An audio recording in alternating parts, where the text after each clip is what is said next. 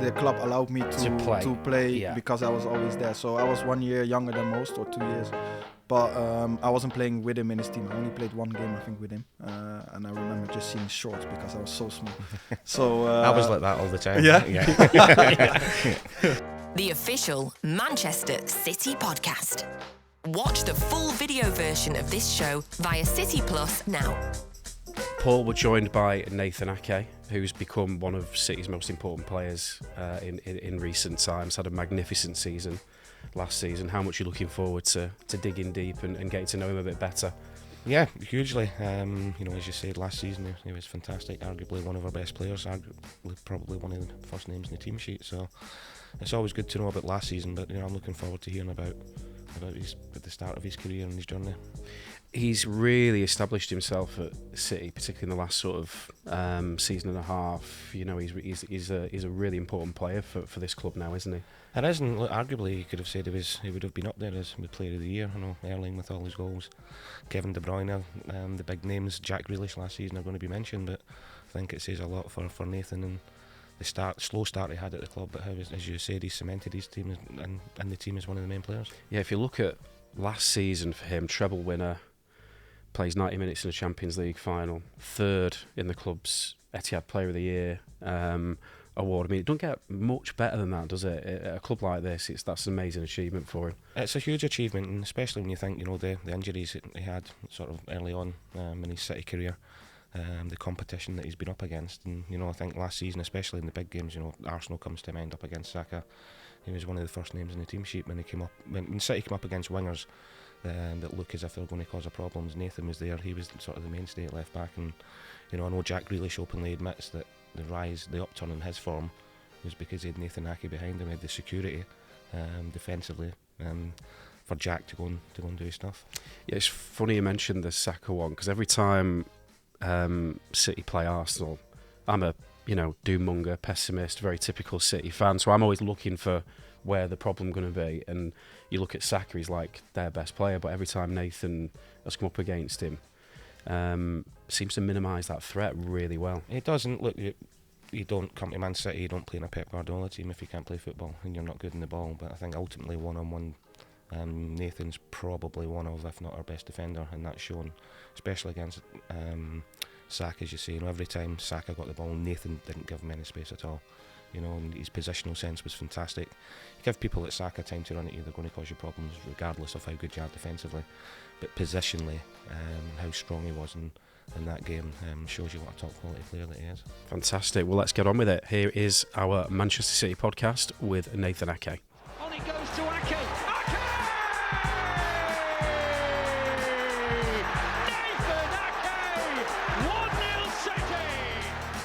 Nathan, thank you for joining us on the official Manchester City podcast. With all our guests, we tend to start right at the beginning, so talking about what your family life was like, what was it like growing up, and how did you first get into football? I had a good youth. I can't complain, yeah. Good upbringing, my parents did a lot for us. And yeah, I started quite early with football. I was 4, I think. My brother always used to play. And I always used to watch him. And I think back in the day, he was allowed when you start at 5 years old. But because I was watching every time, playing with the ball on the sidelines and stuff, the club basically said, you just come and join us because you're there every day anyway. So yeah, that's how I got into it. And yeah, since then, never really looked back. Yeah. Was your brother okay with that? Because I had an older brother and he hated it when I used to join him when I was younger. Oh yeah? Yeah, he wanted me to get away all the time. Yeah. No, I was very lucky with that. My brother's always been good for me. I think the difference is like 3 or 4 years.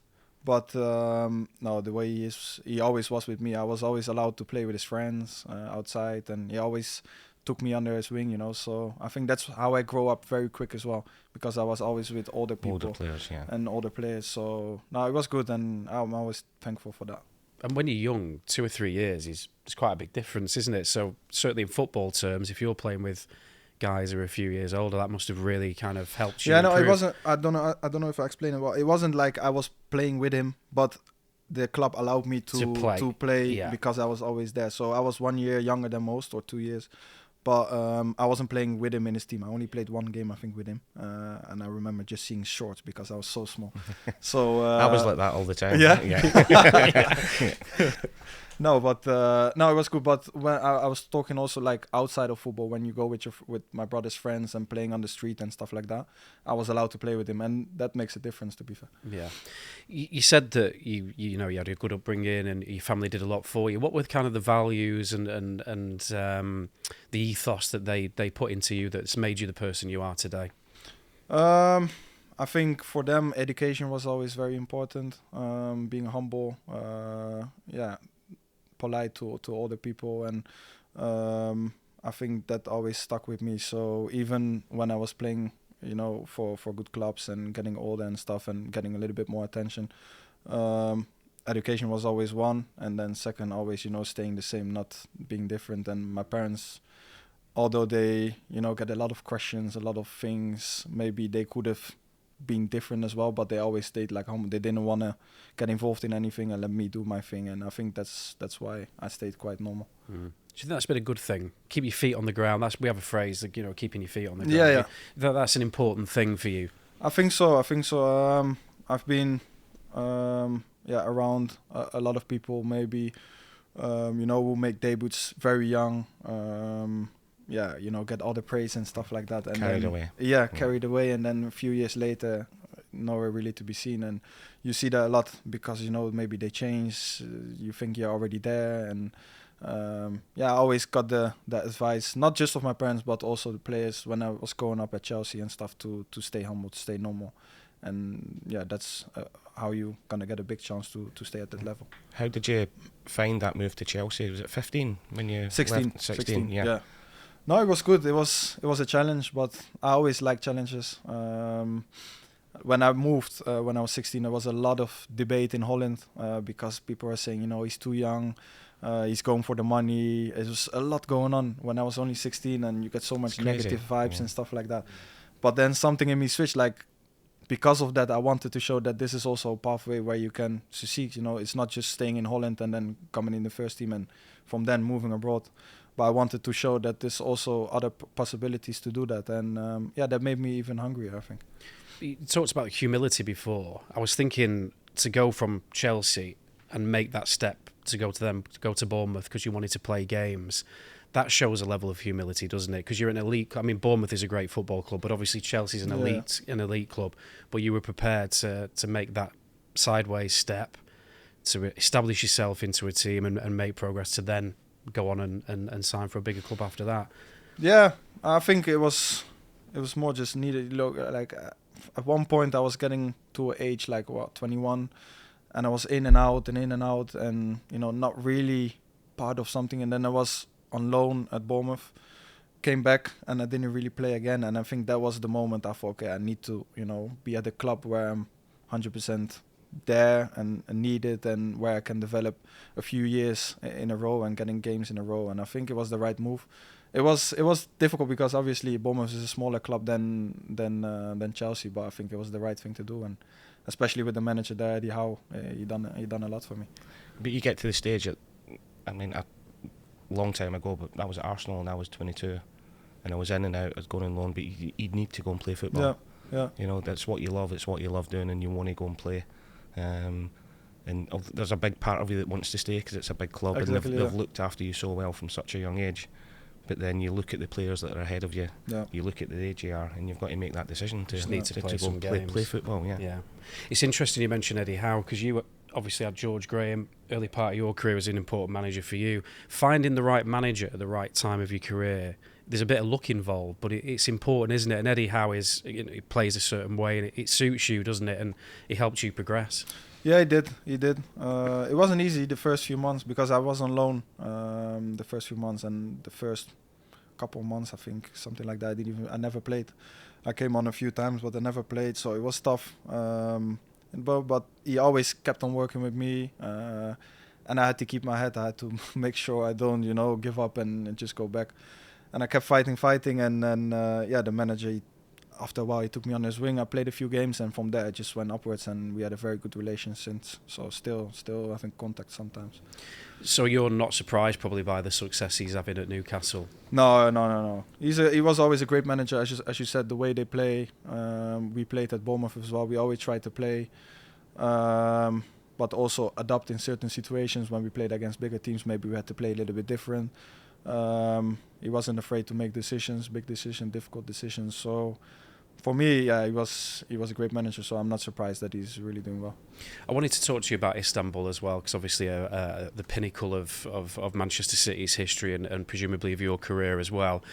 You were at City 2 years earlier in Porto. Weren't part of things that night, couldn't influence things when things weren't going well, which I'm presuming was frustrating for you. Whereas this time, played 90 minutes and we win the trophy. What's that journey for you up until Istanbul? That brilliant night. What's that been like?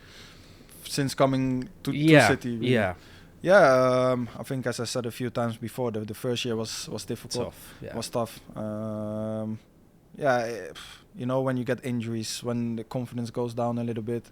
And then you have to play and you start to overshow yourself. You start to do things you don't normally do. Yeah, you try too hard, don't you? You try too hard. Yeah. And I think that's the wrong way to play, especially as defenders, because you're trying to do things you don't have to do, and straight away causes goals or concede penalties, things like that.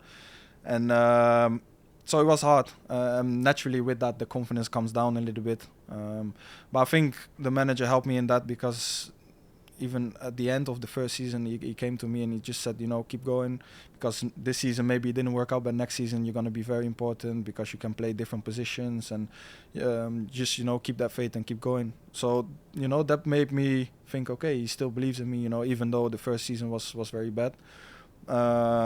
That helps you confidence-wise, doesn't it? A lot. Low. Straight away, the confidence came up, and the last couple of games of the season, I got some minutes, and then I looked forward to the next season. And then I think the second season was already different. And then the going to the third season, last season was a great season for the team personally as well. You naturally grow with the team, and finishing it off with Istanbul was a dream come true. And sometimes you still don't realize, what all happened, because it goes so quick. The weeks after, it's just holidays, and you're trying to remember a little bit and stuff like that. But then, you start a new season, and it's all in the past again. And you just see it when you see clips and pictures and that. So I think more after after your career, you start to look back and think, well, what's happened? Understand the size of what you've achieved. Exactly. Yeah, I was going to ask you the difference between Porto and Istanbul. I mean, I think there was a feeling that maybe we needed to do things a bit differently this time as a football club, make it as normal an occasion as possible. And it seems to have an effect, because the training session the night before Istanbul was super relaxed. I felt the atmosphere around the camp, whereas in Porto, maybe there was a bit more tension. Would you agree with that? It was different, because I remember even after the session in Porto, the manager, he called a meeting, and we didn't have a meeting scheduled, but he called a meeting and he said, boys, relax, because the training session was, everyone was on the ball a little bit, like touch and go, and it just didn't feel, as you said, more relaxed. And then he called a meeting and said, boys, we have to relax, and it's another game and stuff like that. So that's where you could already see maybe it's a bit different. I'm not gonna say that was the decider why we didn't win the game, but maybe those kind of little things make a difference. And I think the second time round, as you said, we've been there before. Obviously, there was a lot of pressure because we had to win. We wanted to win, but I think everyone has been there before, and we had this feeling of, okay, let's do it. We can do it. Let's do it. Yeah. Do you remember the training session the night before Istanbul? Because I remember being there on the side of the pitch, and you didn't misplace a single pass in. There was a very intense game, small-sided game going on, where the ball was moving very quickly, and you didn't misplace a pass. And I came away thinking there's a real chance he'll start there. Did you feel good, after that session, and think you had a chance of being in the side? Yeah, no, I think probably the manager already made his mind up before that session. Yeah. But no, I was just confident. I just came back from injury. I got back in the FA Cup final, played a few minutes, so that was already nice to at least be involved in that. And then it was just hoping that you're gonna start. I didn't know what he was gonna do, but no, training was good. The fight was good, and even if I didn't play, you felt involved. You wanted to be. We wanted to win this. We fought the whole season for this, but obviously every player wants to play, especially in finals like that. So I was very happy when I got the call to play. It must be difficult, but sum up the emotion of when that full-time whistle goes, because we saw, the footage of our players after the game, there's famous images of Haaland in tears and the manager with Kevin De Bruyne and stuff like that. It must be just an absolute explosion of emotion. Yeah, it's tough to explain. You probably know it's difficult. It's difficult.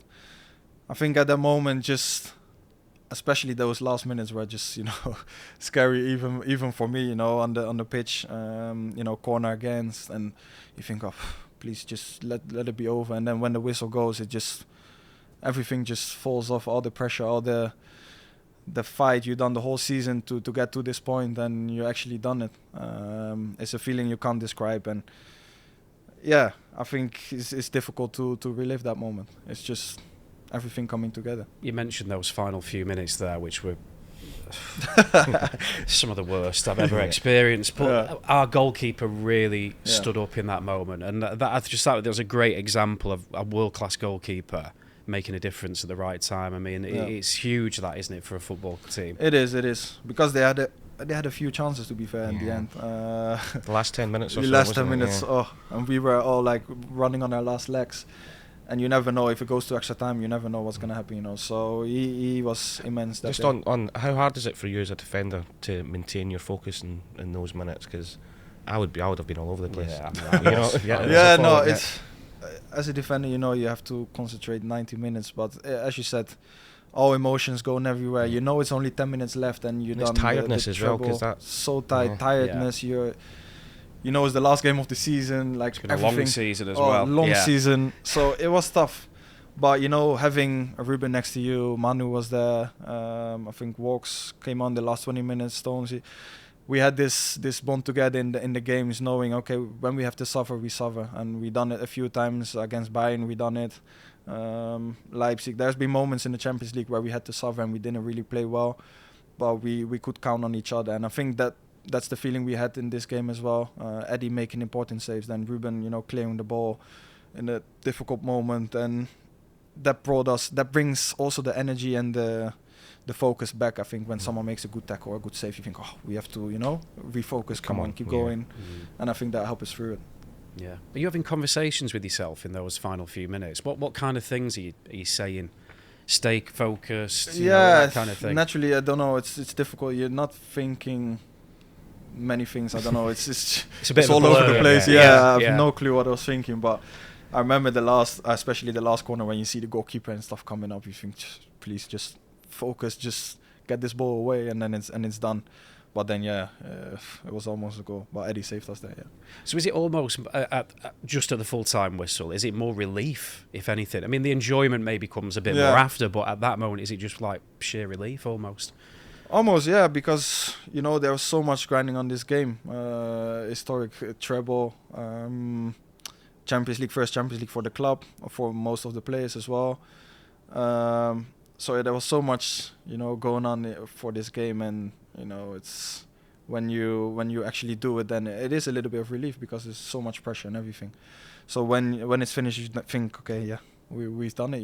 It's a good feeling. And after I was even more tired, because then we had the party and everything, but I was just empty. Everything drained. The energy, everything was done. Yeah, it's done. See, I was okay at the party. I was speaking to one of the players who said he had to go to bed at the party because he just I could understand. He could have a couple of drinks, but he was just like completely drained, spent and he had to go to bed. Did you went to Ibiza with the guys? Yeah. Did it start then maybe to the enjoyment side a bit more to come out? It was a good trip because we were just with the boys and we could just that's memories you make, and maybe you don't have that when you stay here, or everyone. The problem was we had Nations League after, so still in the back of my mind I was thinking, okay, I can't really have a drink because I have to make sure I'm still focused for a few days after I had to play the semi-final of the Nations League. Was that difficult? Yeah, it took a little bit away the the proper celebration because I had to make sure I was still 100%. I promised the coach of the national team that I wouldn't drink and that I, stay focused to make sure I can play on the Wednesday after. So it took a little bit of so hard to go and play after winning the Champions League. Yeah, it was difficult. It was difficult, but yeah, it's those things you have to do. The calendar is grueling, isn't it? I know Pep talks about this a lot, but from your perspective, particularly last season with that Winter World Cup and the way that stretched it to almost an 11-month season, then like you say, you've got the Nations League tagged on the end after a Champions League final. It must have been really, really tough. It was tough. It was a tough season, especially with the World Cup in between. And then straight away, I think 1 week later, we had the Carabao Cup against Liverpool. So you're straight back in, and basically till then it was every game till the end of the season. So it's tough, but I think, to be fair, after the World Cup we came into this, this rhythm. We had games every 3 days, but everyone was ready. Everyone was feeling better and better all the time, and I think that also helps with getting games all the time. I think sometimes when there's a week in between, maybe the rhythm is not the same as every 3 days. So there's both sides to it, in my opinion. But yeah, it was a long season. Yeah, felt sorry for Rodri, who'd played he played a lot. 58 games or something. Yeah. Yeah, and 90 minutes in most of them. I mean, that must have been really tough. He's strong. Yeah, we had Kovacic on the podcast, and he was talking about when he moved from London to Manchester. He was a little bit worried: is it going to be as good as London? Because obviously London's one of the great cities in the world. But he says he's been really surprised actually how much he's liked and enjoyed everything we've got here. What's your experience of Manchester been like? No, we really like it. I think the family is also important in this situations. But from the moment we got here, she really liked it. My missus really liked it. I liked it. So it's been quite easy. We have a lot of people from other teams as well, Dutch players. So we can bit of a hang community. out, hang out together as well. And this team is very easy to connect with each other. I think everyone is very good with each other. So we do things outside of football as well. With the wives and stuff and the little ones, so I think that makes it much easier as well. I think it's more important sometimes when you move, and sometimes fans don't realise it, that it's more important for the player that the family settle. First and foremost, because if they're happy, it makes you happy, and it makes life easier. Very easy. If you come home and the wife's not happy, and absolutely, your own mood goes down as well, and maybe it affects you on the pitch a little bit. So. Yeah, I think that's also important, that you come here and everything is good. But the club is very, very good with that. They have very good people working in the, how do you call it? Player care. Yeah, player care. Yeah, and the player care, and they help everyone so much with that. Yeah, my impression of that is that with City are the best at player care, and that's kind of like a bit of an open secret in football, and it probably helps us when it comes to recruiting players, doesn't it? If City are known for being, if you come to City, you are going to have everything you're going to be looked after, your family's going to be taken care of. That must be a big thing to a potential player coming here, maybe. Yeah, true. Obviously, you don't know how it is till you actually get there. Until you actually here, So, but yeah, from the first moment I got here, like the player care has been incredible. They do everything, whatever you want, whatever you ask, they trying to do it, and make your life easy, and your family's life easy as well. So I think it's very important, and here it's the level of it is unbelievable. Yeah, and you have a couple of dogs as well. One dog. Yeah. Dog enjoying it in Manchester? Yeah, he is. Yeah, he is. But we just got she's 11 months now, our baby now. Yeah. So he's a little bit, he's jealous. feeling a little bit jealous. A little bit. Yeah. Without wanting to, he's I don't know. It's difficult, but. No, he's good. He likes the rain and stuff, so that's good, at least. Yeah, it needs to like it here, yeah. We have some questions that we ask all of our guests. Yeah. And the first one is, if there's something you could change about football, what would it be? And at first, we were kind of aiming that at the rules of the game, but we've actually just extended it to just football as an industry, basically. So is there anything you would change, if you had a magic wand and you could change something, what would it be? Oh, it's difficult. Very difficult.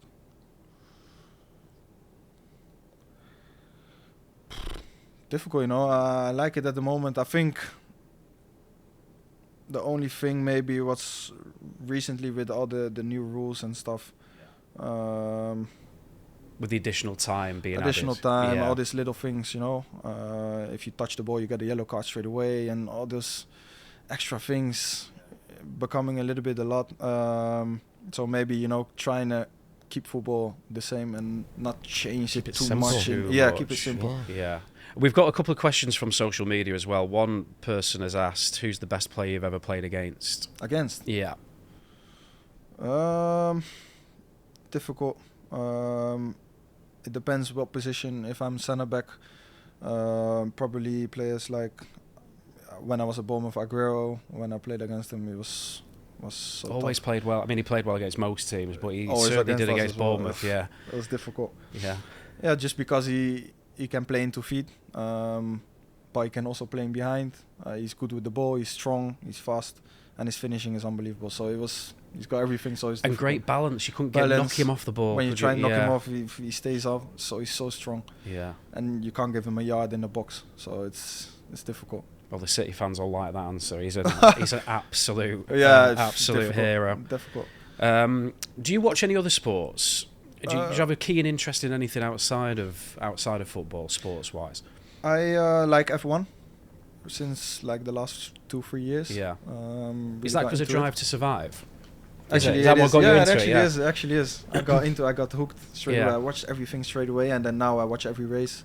Got to go to one last year in Silverstone as well, so that was good.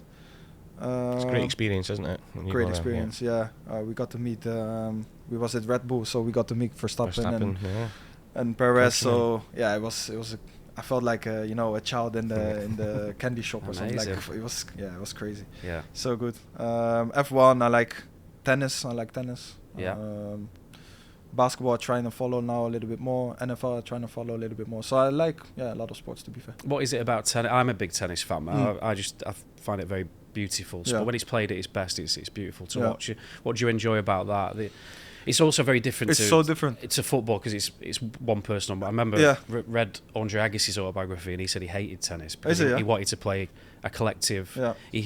He hated the fact that you were just out there on your own, and if you weren't playing well, everyone was looking at you. Whereas in a football team, if you're not having a great game, you've got 10 other mates who can help it. Yeah, true. No, I don't know. I grew up with it a little bit as well. I done school tennis and stuff, so I like tennis from the start. My dad liked tennis as well. I don't know, just as you said, I think it's so different. Also, when I was watching the series, I don't know if you've seen it, you see how different it is than football. It's just, as you said, everything is on yourself. If you're not having a good day, you have to sort it out, It's not like people can help you and, get you out of it and stuff. So it's so different, and I like that aspect as well, how mentally tough you have to be.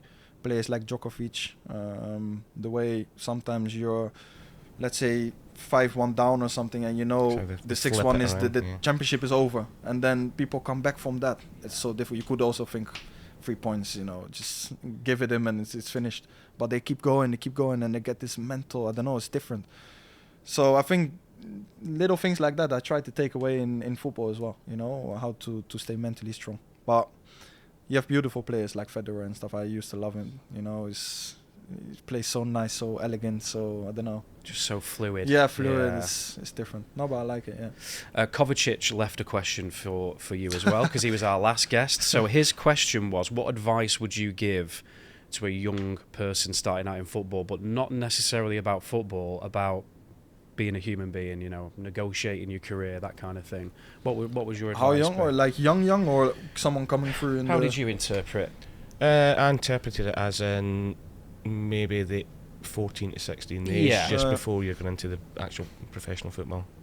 What advice? I think, having been through that stage myself,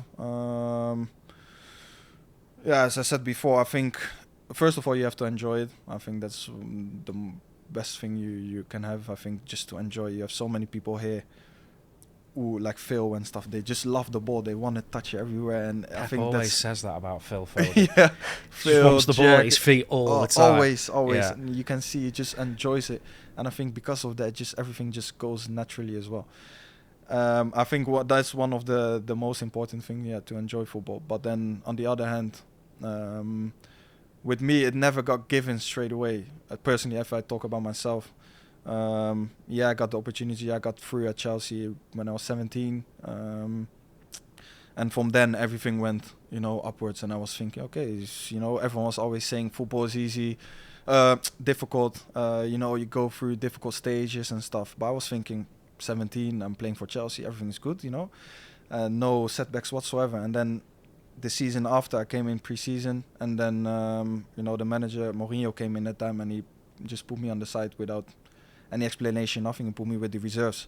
And that's what hit me hard. Like, I was thinking, I was here, and then suddenly I'm here, and maybe I have to go on loan or I have to stay, and so many doubts. And I think that moment made me realize, okay, football is not just going up.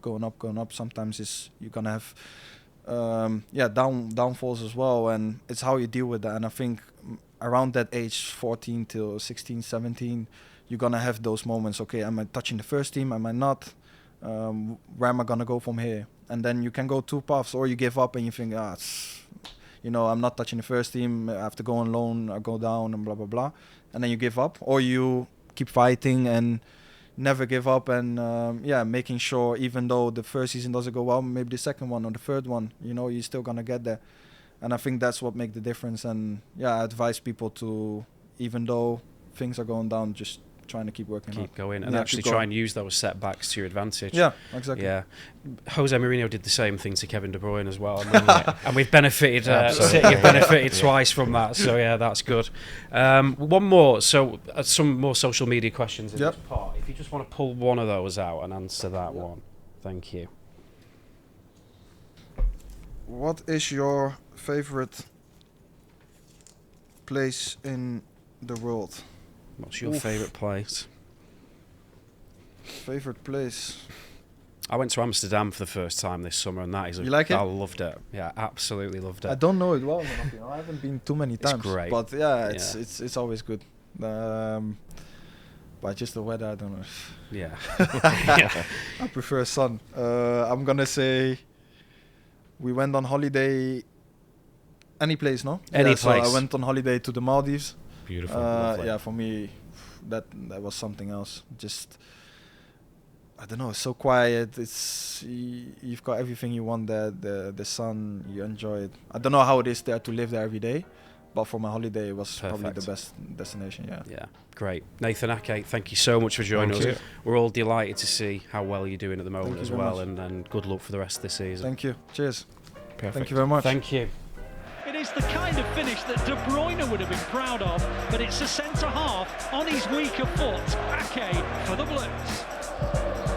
Paul, thoughts on that one? Nathan Ake, that was great. Yeah, that was amazing. He's a fantastic guy anyway, but the few things I took out of it, but the biggest thing was about how he reacted to the setbacks he had.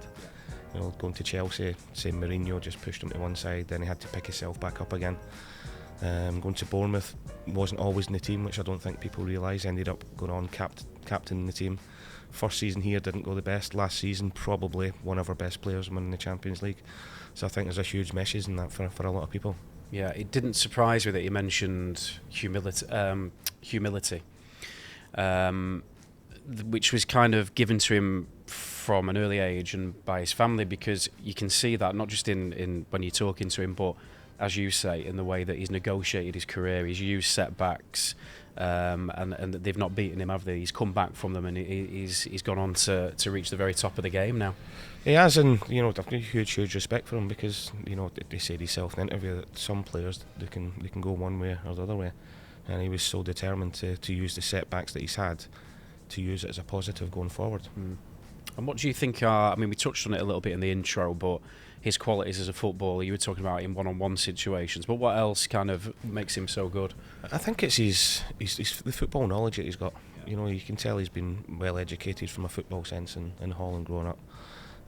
He's positioning and managing big moments in the game.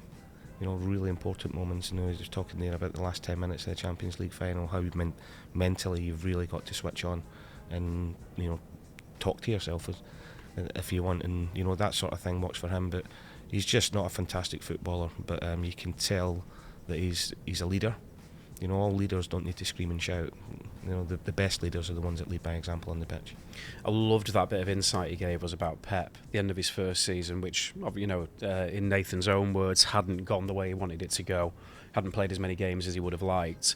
But Pep made a point of saying, you know, you've got a big future, you can play in a number of roles, go get yourself as fit as you can, come back next season and it'll be different. I mean, that's good man management, that, isn't it? It's for a player, that's gold dust. You know, Nathan openly admitted at that time his confidence was really low. You know, and he's ended up. There's nothing worse for a player as the end of the season and you're going into the summer on a bad note. And you uncertainty as well. You think about it from the minute you leave the end of the season to the minute that you start the pre-season. It's there all the time, as much as you try and block it out. So little words like that for your manager, just to say more or less next season's going to be your season. He would have walked away from being down there feeling 10 foot tall. Go and enjoy your summer, but then you're determined and ready for pre-season. And that, what you've just described, is probably exactly why Pep did it. He didn't want him to go and stew all summer or be questioning himself or anything like that. He wanted to send him away on a high, and it seems to have worked. It doesn't, but you enjoy your summer, but you can't wait to get back. You know, sometimes if it's ended in a low, you think, I don't want to go back pre-season, because that's just how you feel as a person. You know, things haven't gone well. So, genius bit of man management, but Nathan's got to get a lot of credit, because it's okay the manager saying that. You've got to take that chance and go and show him how good you are, and he's done that. Yeah, and so pleased for him. You know, 90 minutes in the Champions League final says it all. As we said on the introduction as well, third in the Etihad Player of the Year awards. I mean, he really has been recognised, hasn't he? He's not an unsung hero necessarily, is he? He's actually someone who people are really recognising is a very central part of what we're doing. And last season, when he was fit, thankfully that was the majority of the season, he was one of the first names in the team sheets. You know, we touched it at the start, especially in the big games. You know, he was injured just before the FA Cup final, got a few minutes at the end. Might have been an easy option for Pep to leave him out the Champions League final, but he was there, and that shows you what the manager and his teammates think of him. Yeah. Fantastic. Well, again, another episode that I really enjoyed. I mean, that is what this podcast is about. It's trying to get players to just have a conversation with us, basically, and I feel we did that there. I think it's great for me sitting here listening to them, but the guys and girls that are going to be listening in, you know, it's a fantastic insight to what they're really like as people. Yeah. Well, thanks for joining us again, Paul. Really appreciate it. Absolute pleasure, anytime. And the same to you guys at home. Thank you again for listening to the podcast. If you've got any suggestions of people you want to see on the show, please do contact us on social media, and also send us some questions for the guests as well. Until next time, take care of one another, and we will see you soon. The unbeatable official Manchester City podcast. Watch the full video version of this show via City Plus now.